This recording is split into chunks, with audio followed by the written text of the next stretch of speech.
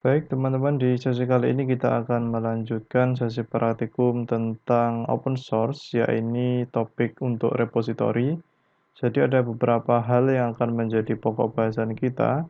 Yang pertama adalah repositori, kemudian yang kedua ada instalasi software, yang ketiga ada uninstall software. Kemudian untuk tujuan pembelajaran ini terdapat tiga hal. Yang pertama, mahasiswa mampu mengganti repositori karena alamat defaultnya itu adalah di ubuntu.com. Kemudian untuk poin yang kedua itu adalah mahasiswa mampu melakukan instalasi perangkat lunak melalui terminal. Yang ketiga, mahasiswa mampu menghapus perangkat lunak melalui terminal.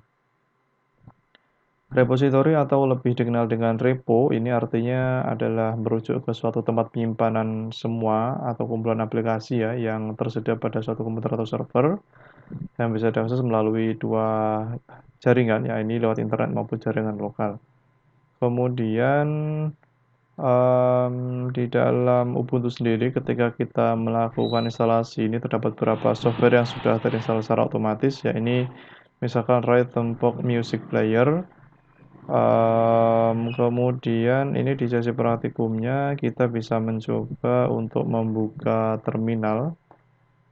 Jadi kita coba dulu untuk memasuki mode super user atau SU. Ini kita masuk ke sudo su untuk masuk ke super user, kemudian kita ketikkan password yang teman-teman punya. Kita sudah masuk ke sini. Di poin nomor 2 kita melihat file source list. Ini teman-teman bisa masuk dulu ke direktorinya. Ini melalui cd change directory etc apt, masuk ke direktori yang ini. Kita sudah masuk ke direktori apt, kemudian kita cek dulu file yang ada di dalamnya. Nah, ini di tempat saya ini memang sudah terdapat dua file. Yang pertama ada source.list, kemudian yang kedua ada sourcelist.backup. Yang seharusnya memang secara default itu adalah source.list, karena ini nanti sudah saya buatkan untuk backupnya.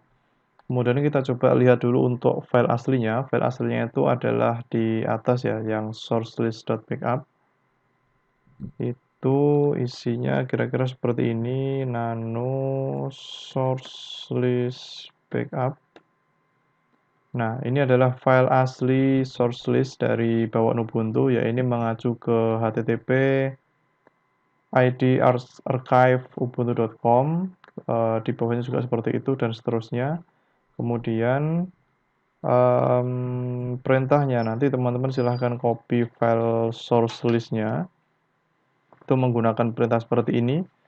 Ini untuk perintah cp untuk copy ya, cp kemudian /etc, ini adalah lokasi direktori yang akan dituju ya, sources, kemudian sources list ya, list, kemudian nanti lokasinya di mana. Nah, nanti setelah proses ini nanti teman-teman akan mengcopy sebuah file source list dengan nama sourcelist.backup.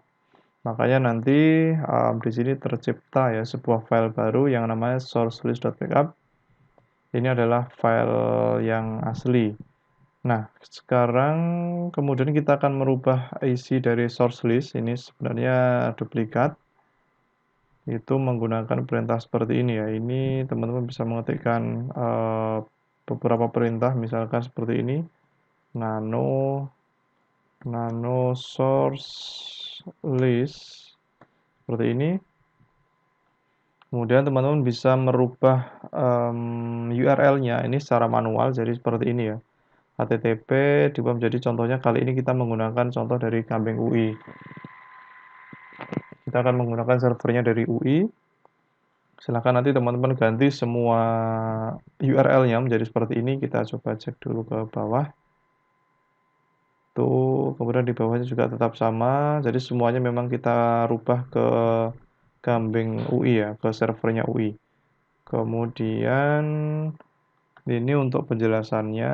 Jadi ada beberapa hal ya, nanti teman-teman bisa cek sendiri. Kemudian ini juga sudah berhasil kita ubah. Setelah diubah nanti jangan lupa untuk disimpan agar konfigurasi yang telah kita lakukan nanti tersimpan. Ini bisa mengetikkan tombol kontrol apa nih, kontrol O ya salah ya.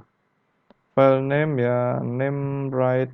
Nanti teman-teman enter. Oke, kemudian kita exit, tekan Ctrl+X. Nah, ini kita sudah kembali ke direktori awal. Kemudian kita cek lagi untuk ini ya, tampilan dari servernya UI atau kambingui.ac.id/ubuntu. Teman-teman bisa ngambil ke sini. Kemudian untuk melakukan updating, teman-teman bisa mengetikkan perintah apt get update. Ini tadi apt sudah ada penjelasannya di bagian atas. Ini misalkan apt get update, kita ketik 2. Nah, dari sini kita tahu bahwa si Ubuntu yang kita punya ini memang sudah mendownload dari server yang kita setting di source list tadi, ya ini kambingui.ac.id/ubuntu. Kita tunggu sejenak. Untuk proses ini nanti teman-teman bisa menyesuaikan dengan kecepatan internet teman-teman. Jadi kalau memang internetnya cepat, ya cepat selesai gitu ya kira-kira. Oke, ini adalah sama. Ini untuk tampilan ketika processingnya. Ini proses updatingnya ya. Teman-teman silahkan tunggu.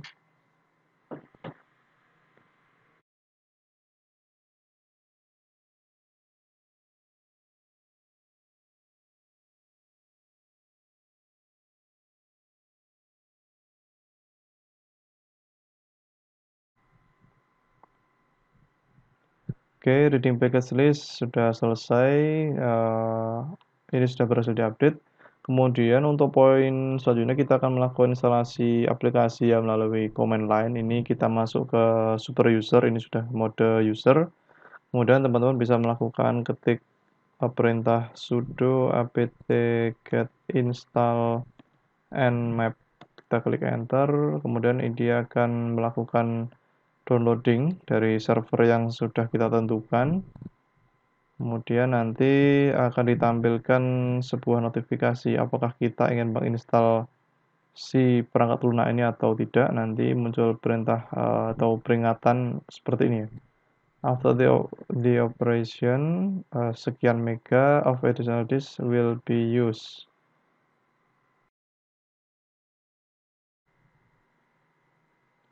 Oke, ini sudah selesai. Kita coba gunakan softwarenya. Ini menggunakan perintah ini. Kita clear dulu. And kita bisa ke directory home ya. Oke, clear. Kita bisa nmap spasi sp IP address-nya 192.168.1.0/24, ini prefix. Nah, dia akan mulai scanning di IP yang kita sediakan, apakah ada yang terkoneksi atau tidak. Kita tunggu dulu. Ya, ini sepertinya internet sedang kurang bagus, tapi nanti hasilnya nanti kira-kira seperti ini. Host is up, nmap scan report. Ini untuk hasil scan-nya nanti seperti ini. Nah, ini ada masalah dengan ping ya. Ini tidak apa-apa, nanti hasilnya adalah seperti ini. Kemudian kita coba untuk meremove. Ini adalah agenda kita yang terakhir, yaitu untuk uninstall aplikasi melalui command line. Ini perintahnya teman-teman bisa menggunakan sudo apt get remove, nama aplikasinya apa. Kalau yang kita instalasi adalah nmap, ya kita akan menghapus nama nmap. Kemudian kita klik enter. Password 123. Oke. Ini konfirmasi apakah perangkat lunak yang baru saja kita install akan kita uninstall ya. Kita klik Y. Oke, nanti tinggal menunggu hasilnya seperti apa. Kita bisa menggunakan fungsi sudo apt get remove kemudian spasi nama aplikasinya apa untuk menghapus software yang akan kita hapus gitu. Nah, ini sudah selesai, Nmap-nya sudah selesai di-uninstall dan hasilnya adalah seperti ini. Itu untuk sesi kali ini, silahkan dicoba, kita bertemu di sesi selanjutnya.